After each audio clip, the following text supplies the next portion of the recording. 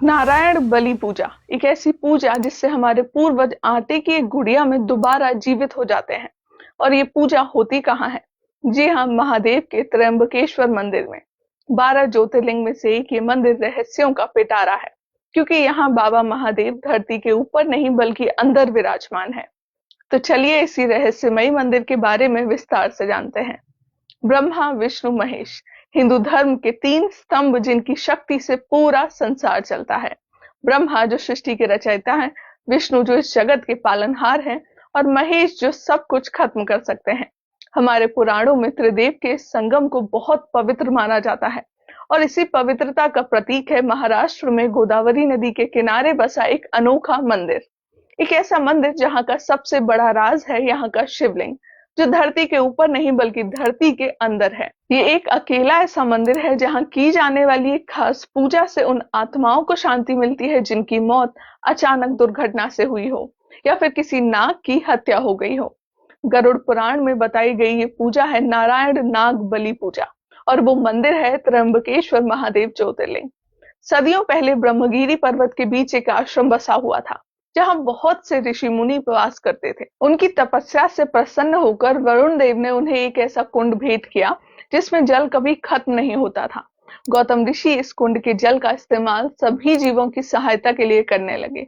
लेकिन जैसे जैसे इस कुंड और गौतम ऋषि की प्रसिद्धि बढ़ने लगी, आश्रम के दूसरे ऋषियों को इस बात से जलन होने लगी, और उन्होंने ऋषि गौतम को नीचा दिखाने का निर्णय लिया। ऐसा करने के लिए उन्होंने गणेश जी की आराधना की, और जब गणेश जी प्रकट हुए तो ऋषियों ने गौतम ऋषि को नीचा दिखाने की इच्छा जताई। इस पर गणेश जी ने उन्हें समझाने की बहुत कोशिश की कि ये बात बहुत गलत है। ऋषि गौतम तो सिर्फ अपने कर्तव्य का पालन कर रहे हैं। लेकिन फिर भी जब वो सारे ऋषि नहीं माने तो मजबूर होकर गणेश जी ने एक कमजोर गाय का रूप लिया और ऋषि गौतम के पास पहुंचे। गौ माता की ऐसी हालत देखकर ऋषि गौतम ने उन्हें चारा प्रदान किया, लेकिन जैसे ही उस गाय ने चारे को मुंह से लगाया उसकी मृत्यु हो गई। इस घटना के होते ही सभी ऋषि बाहर आ गए और उन्होंने ऋषि गौतम पर गौ हत्या का दोष लगा दिया। सभी ऋषियों ने मिलकर ऋषि गौतम और देवी अहिल्या पर पत्थर फेंककर उन्हें आश्रम छोड़कर जाने पर मजबूर कर दिया। गौतम ऋषि इस घटना के कारण बहुत दुखी हुए। अपने इस पाप का प्रायश्चित करने के लिए वे शिव जी की तपस्या में लीन हो गए। आखिरकार शिव जी ने उन्हें दर्शन दिए। तब उन्होंने महादेव के सामने गौहत्या के पाप से मुक्ति पाने की इच्छा रखी। शिव जी पहले से ही सब कुछ जानते थे। उन्होंने ऋषि गौतम को बता दिया कि ये सब बाकी ऋषियों की एक चाल थी, और क्रोधित होने की बजाय ऋषि गौतम खुश हो गए, क्योंकि इसी चाल के कारण उन्हें महादेव के दर्शन प्राप्त हुए थे। और तब ऋषि गौतम ने सिर्फ अपने ही नहीं बल्कि सारी धरती के जीवों के उद्धार के लिए शिव जी से प्रार्थना की कि वो देवी गंगा को धरती पर प्रकट करे। शिव जी की आज्ञा से देवी गंगा प्रकट हुई और गौतम ऋषि को उनके सभी पापों से मुक्त कर दिया। लेकिन धरती पर रुकने से उन्होंने इनकार कर दिया। गंगा मां ने कहा कि उनका वास वही है जहां शिव जी का वास है, और इसीलिए गौतम ऋषि ने शिव जी से देवी गंगा के साथ रुकने की प्रार्थना की। भगवान शिव ने स्थल पर निवास करना स्वीकार किया और देवी गंगा ने भी अपना स्थान ग्रहण किया, और इसी तरह त्र्यंबकेश्वर मंदिर का जन्म हुआ, जहां शिव जी का ज्योतिर्लिंग दक्षिण गंगा यानी कि गोदावरी के किनारे स्थापित है। हर साल लाखों भक्त यहाँ अपने पापों से मुक्ति पाने के लिए आते हैं। 12 ज्योतिर्लिंग में से एक होने के कारण ये मंदिर हिंदू धर्म का एक महत्वपूर्ण तीर्थ स्थान है। लेकिन इस मंदिर की सबसे खास बात है इसमें स्थापित शिवलिंग। त्र्यंबकेश्वर मंदिर में बसा अद्भुत शिवलिंग दुनिया का अकेला ऐसा शिवलिंग है जो जमीन के ऊपर नहीं बल्कि जमीन के अंदर एक छोटी सी कैविटी में स्थापित है। मंदिर के गर्भगृह के बीचों बीच एक खोखली जगह है जिसमें 3 छोटे छोटे शिवलिंग हैं, और हर शिवलिंग का एक रूप है ब्रह्मा, विष्णु और महेश यानी कि शिव जी का। और यही कारण है कि इस शिवलिंग का नाम त्र्यंबकेश्वर है। त्र्यंबक का अर्थ होता है 3 भगवान यानी त्रिदेव के संगम का प्रतीक। सिर्फ यही नहीं, शिवलिंग से कई प्रकार के सिंबल जुड़े हुए हैं।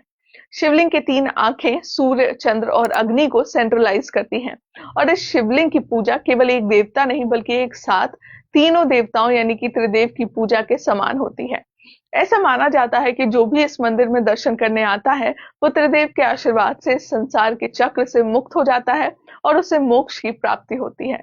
ऐसा माना जाता है जब गंगा जी यहाँ प्रकट हुई थी तो उनका बहाव इतना तेज था कि कोई भी उनके पास नहीं जा पाता था, और इसीलिए ऋषि गौतम ने उनके बहाव को थोड़ा धीमा करने के लिए नदी के किनारे कुशा नाम की एक घास लगाई। इसी जगह को कुशावर्त कुंड के नाम से जाना जाता है, जो इस मंदिर में दक्षिण गंगा यानी कि गोदावरी का प्रतीक है। कुशावर्त कुंड के जल में एक बार स्नान करने के बाद इंसान के सभी दुष्कर्म धुल जाते हैं। अपने महत्व और पवित्रता में प्रधान ये मंदिर कई बार हमलों का शिकार हुआ, जहां हर एक बाहरी ताकत ने इस मंदिर को नुकसान पहुंचाने की पूरी कोशिश की।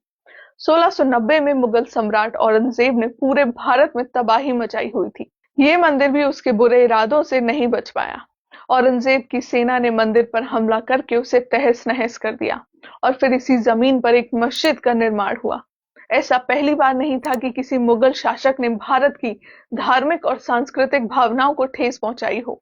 इस आक्रमण ने मंदिर पर एक गहरा प्रभाव छोड़ा, लेकिन इस अंधकार के समय रोशनी बनकर सामने आए बालाजी बाजीराव भट्ट, जिन्होंने फिर से इस मंदिर को स्थापित किया। 18वीं सदी में बाजीराव प्रथम की मृत्यु के बाद उनके बेटे बालाजी बाजीराव भट्ट को पेशवा का पद सौंपा गया। पेशवा ने वहां से मस्जिद को तोड़वाकर फिर से मंदिर का निर्माण करवाया, और इसी तरह त्र्यंबकेश्वर मंदिर फिर से अपने प्राचीन प्रतिष्ठा पर पहुंच गया। आज ये मंदिर एक ऐसे स्थल का प्रतीक है जहां विभिन्न धार्मिक अनुष्ठान और शिव भक्ति की यात्राएं होती हैं। काले पत्थर से बने इस मंदिर की दीवारों पर कई खूबसूरत नक्काशियां की गई हैं। मंदिर का गर्भगृह भक्तों को पवित्रता का अनुभव करवाता है और एक आध्यात्मिक वातावरण प्रदान करता है। त्र्यंबकेश्वर मंदिर में कई सारी अलग अलग तरीके की पूजा होती हैं, जिनके पीछे अलग अलग उद्देश्य होते हैं। कई सारे रिचुअल्स हैं जो लोग अपने जीवन को सुखी बनाने के लिए करते हैं, लेकिन त्र्यंबकेश्वर मंदिर में एक ऐसी पूजा होती है जो सबसे अलग और इस मंदिर के सभी रिचुअल्स में सबसे प्रमुख है, नारायण नाग बलि पूजा। इस पूजा का महत्व गरुड़ पुराण में भी बताया गया है। ये एक ऐसी वैदिक रिचुअल है जो पितृदोष से मुक्ति पाने के लिए किया जाता है। 3 दिनों तक चलने वाली इस पूजा को 2 भागों में बांटा जाता है, नारायण बलि और नाग बलि। ये दोनों पूजा 2 अलग अलग कारणों की वजह से की जाती है। नारायण बलि पूजा ऐसी पूर्वजों की आत्मा की शांति के लिए की जाती है जिनकी मौत किसी अननेचुरल तरीके से या फिर एक्सीडेंट के कारण हुई हो। इस रिचुअल का पहला दिन इसी पूजा को समर्पित होता है। नारायण बलि पूजा में एक आटे की गुड़िया बनाई जाती है और फिर मंत्र उच्चारण करके पूर्वजों की आत्मा को जगाया जाता है। ऐसा माना जाता है कि वो आत्मा इस आटे की गुड़िया में आकर बस जाती है, जिसके बाद इस गुड़िया को अग्नि में समर्पित कर दिया जाता है और त्रिदेव के साथ यमराज और प्रेत को भी ऑफरिंग्स दी जाती हैं। इस रिचुअल का दूसरा भाग है नाग बलि पूजा। दूसरे दिन की जाने वाली ये पूजा नाग हत्या के पाप से मुक्ति के लिए की जाती है।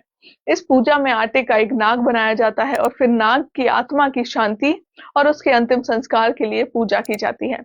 आखिर में तीसरे दिन गणेश पूजन से इसकी समाप्ति होती है। इन रिचुअल्स के अलावा एक और चीज है जो इस मंदिर को खास बनाती है, सिंहस्थ यानी कि कुंभ का मेला। सिंहस्थ का आयोजन भारत में 4 जगहों पर होता है, प्रयागराज, हरिद्वार, उज्जैन और नासिक। नासिक में हर साल 12 साल में त्र्यंबकेश्वर मंदिर के परिसर में सिंहस्थ की व्यवस्था की जाती है और इसीलिए इस मेले को नासिक त्र्यंबक कुंभ मेले के नाम से भी जाना जाता है। इस दौरान लाखों भक्तों की भीड़ यहाँ आकर्षित होती है, जो भगवान शिव की आराधना करके गोदावरी के पवित्र जल में स्नान करके अपने पापों का प्रायश्चित करते हैं। तो ये थी कहानी 12 ज्योतिर्लिंग में से एक त्र्यंबकेश्वर महादेव की। आपको मेरी ये वीडियो कैसी लगी कमेंट करके जरूर बताएं। साथ ही वीडियो को शेयर करके ज्यादा से ज्यादा लोगों तक पहुंचाने में मेरी मदद करें। जल्द ही फिर मुलाकात होगी एक नई वीडियो के साथ। तब तक के लिए नमस्कार।